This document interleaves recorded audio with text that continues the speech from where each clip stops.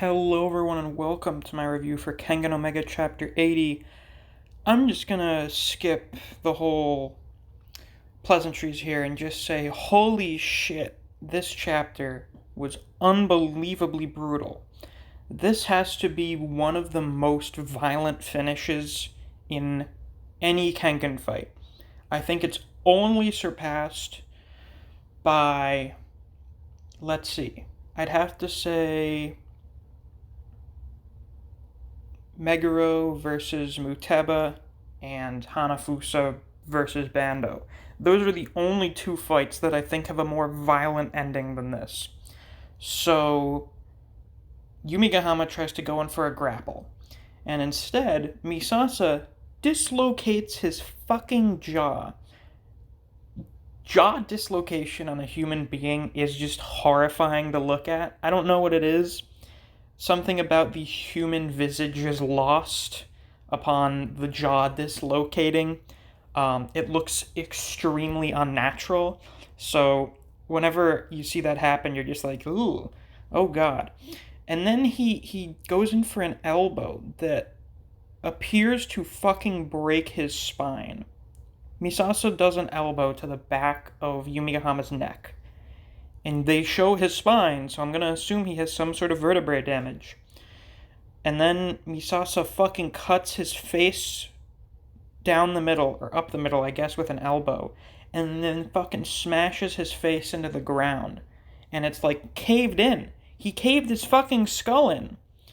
Now, of course, naturally, this isn't going to kill Yumigahama because this is fucking Kengan. And people having their goddamn skulls caved in is like a minor injury. We've seen a number of people experience such a thing, including our boy Rihito. If I recall correctly, Rihito pretty much had like his fucking face caved in by Oma after their fight. And we've seen it happen many a time, so Yumi's going to be fine, albeit probably severely fucking god. Like, it's caved in by like 2 inches. His whole fucking face is caved into his skull. How the fuck is he alive? Kengan is such dumb anime shit. Like, Kengan tries to be realistic most of the time, and then shit like this happens, and you're like, oh, nah, don't worry, it's fine. We'll patch him up. Don't worry about it. It's all good. So, Misasa's the winner of the round. And that's basically the whole chapter. They had, like, the entire second half of the chapter just dedicated to basically full pages of Misasa brutalizing Yumigahama. So I guess I was kind of half right last week when I suggested that there would probably only be 1 or 2 chapters left, but I thought we may still get some more content out of it. I know someone in the comments thought there may be another Misasa flashback. I thought that was pretty plausible too, but apparently this is the end. So what do I think of this fight? Well, I think Misasa is very clearly top tier. Misasa's an easy S tier. Here's the issue, is that Yumigahama has been built up since, I think before he was even introduced, as being as strong as Kanao. And we didn't really see that in this fight. Yumigahama has kind of gotten the Zero Division treatment, where he's hyped up as being super strong, and then the only thing we ever see him do on screen is get his ass kicked. Now, yes, Yumigahama was specifically baited into a situation where he was at a disadvantage and couldn't fight to his full potential. We understand that.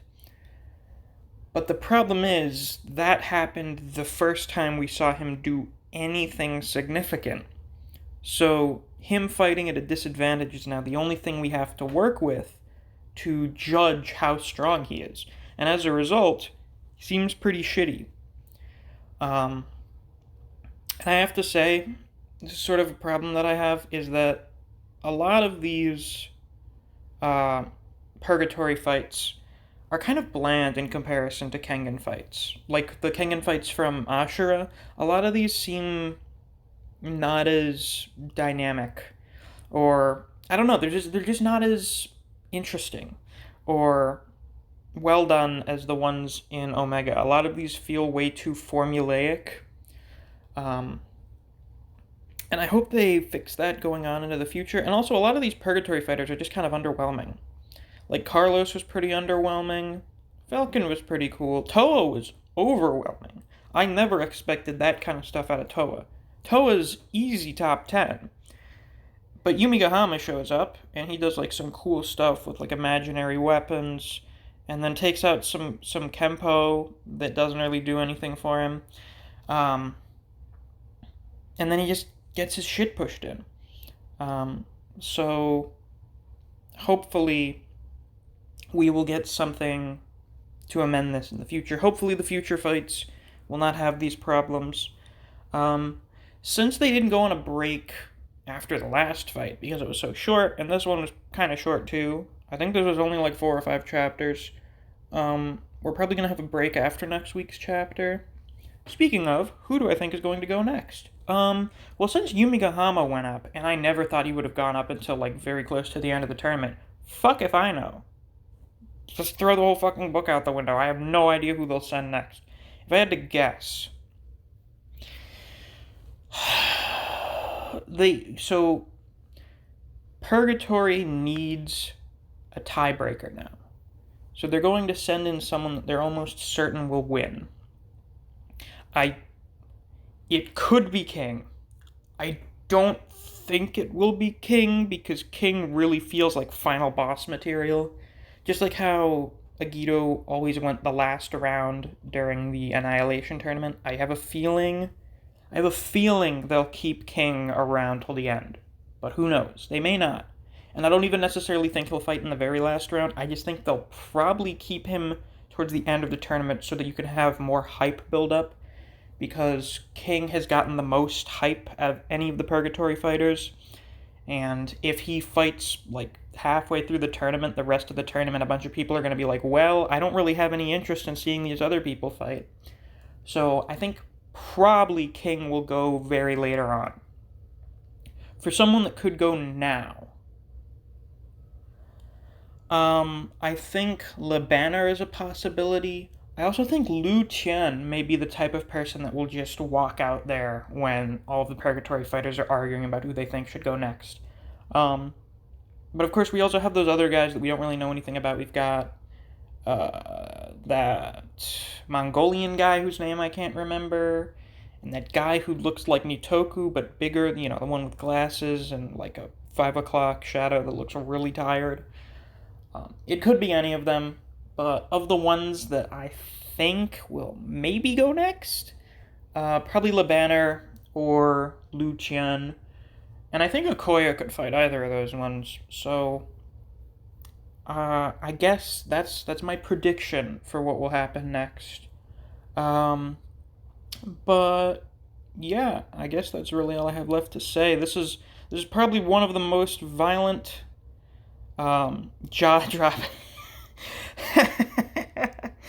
Oh my god, one of the most jaw-dropping chapters, in the entirety of Omega. I have to admit, when I was reading through the Raws yesterday, I just had my mouth wide open through, like, the entire second half. I saw him go for the dislocation, and I was like, and I just had my mouth wide open for the entire rest of the chapter. I was like, what the fuck is happening? It was nuts. This is one of the craziest finishes of any fight in the Kengan series. So, yeah, I guess that's really all I have left to say. If you enjoyed this video, please like and subscribe. I do Kengan Omega reviews every week. If you enjoy other series such as Record of Ragnarok, Jujutsu Kaisen, and Chainsaw Man, I do videos on those series as well. So if you're interested in those, you should definitely check out my channel and subscribe and click that notification bell so you don't miss any of my uploads. If you enjoyed discussing Kengan Omega with other people, or you just enjoy the content I produce on this channel, I highly suggest you check out my Discord server. I have a link to it on my channel.